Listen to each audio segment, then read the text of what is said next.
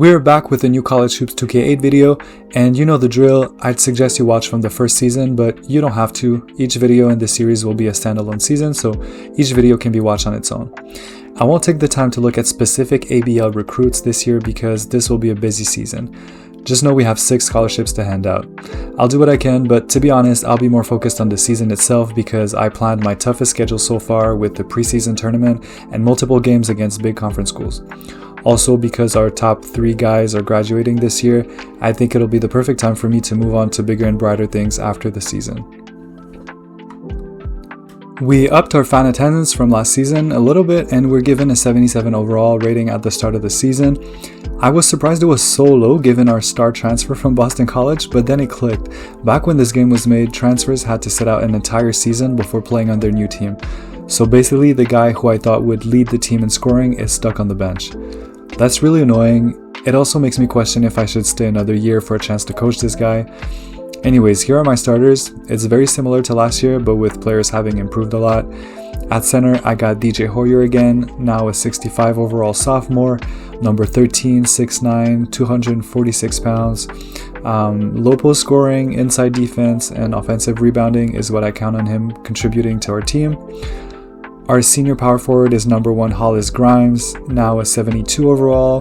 He's 6'8" and 261, so this guy is a beast in the low post and a very good rebounder on both ends. I'm starting a new guy at small forward this year. I don't mean a freshman, but just someone I didn't consider playing before. Taquan Bosley, he's a 69 overall junior at 6'8", 235. Besides his positional size, he's decent at close range and on layups and is decently athletic. The offense won't really pass through him much, I think, though.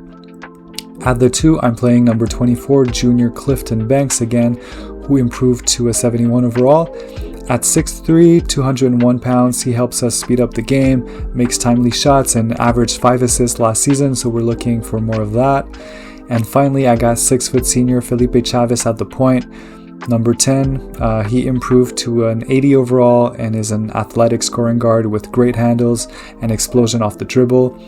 Now that he doesn't have anyone to really share the scoring load with, I think he can average around 20 a game, but we'll see. We start off against Oklahoma. This is both teams' first game of the season, but they're rated an 88 overall, so I didn't think we had a chance. But it turned out to be a battle, and Felipe Chavez has the game of his life, dropping 31 points. Hollis Grimes added 10, and we beat the Sooners at home by 3. It's looking like our scoring point guard might be able to carry us this year.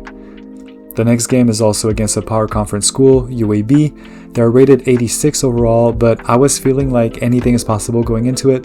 Unfortunately, we didn't get so lucky this time and got steamrolled really bad, 93-49. Nothing good to say about this performance other than the JUCO guard I recruited, Ali Hobson, had a decent game off the bench, but that's pretty much it. We then go into this little early season tournament called the 100 Club Classic, taking place at Kennesaw State. I've never heard of it in real life. It's just 4 small schools going in it. We're up against Florida Gulf Coast, a 73 overall team who lost their first game. Even though we only win by 1, it felt like we were in control all game. The only reason they still were in it by the end of it was lazy defense on our part. We would then play American University in the final game of this tournament. We're better than them on paper, but their zone gave us trouble. We switched to a 3-guard lineup with freshman Ruben Gay, which helped us a little bit, but they still came out on top, winning by 8. Grimes grabbed 16 rebounds in this game though, so that was pretty impressive. We then play a tough High Point team who has a losing record only due to facing strong opposition. This being our first home game, we really wanted to show out. This one was all about running from the start of the game.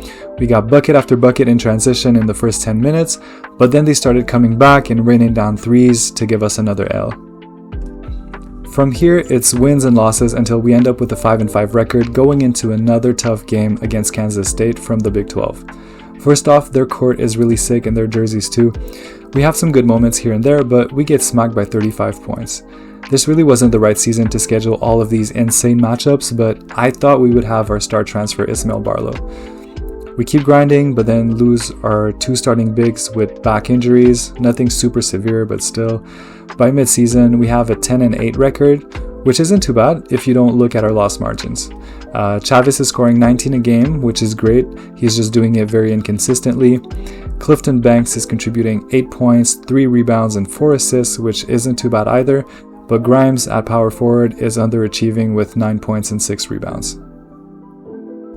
The end of the regular season goes a lot better, and we have a 16-11 record going into the conference tournament for the OVC. Our first game is against a pretty weak Eastern Kentucky squad, and it's easy work for us, with Chavez dropping 26 and Banks adding 15. Next up is Samford, and they're actually good and end up ending our season with their guards combining for 32 points. Ohio State wins the chip, and I'm surprisingly enough Coach of the Year again in the conference, and Felipe Chavez makes the second team all-conference. My freshman point guard Ruben Gay that I recruited last year is on the freshman all-conference team. Props to him for averaging 6 points, 1.4 rebounds, and 2 assists. As expected, I'm losing 2 starters, including my top scorer. Not too bad for my career so far, I guess. 3 winning seasons out of 4 and 1 tournament appearance. Here's who's offering me a job at this point. For the first time, I have some mid-major offers, 3 to be exact. Detroit has kind of an aging roster. I'd have 3 seniors next year, so I'm not super into that. Youngstown is simply not that good. They have a terrible record and their roster is really mid. But then Buffalo is intriguing. They have 2 mid-70s freshman guards and a 79 overall small forward. I really like the look of that, I can't lie. I could grow with this roster for the next few years and make a name in a mid-major conference. But on the other hand, if I stay with Tennessee State, I now have a 86 overall Ismail Barlow waiting to come off his redshirt year after transferring from Boston College, plus a decent recruiting class. So sticking around might help me raise my stock for another year and get better offers by the end of next season. I'll have to think about it. Let me know in the comments what you think I should do. Just to give you some more info, here are who would be signing to play for us next year if I stayed.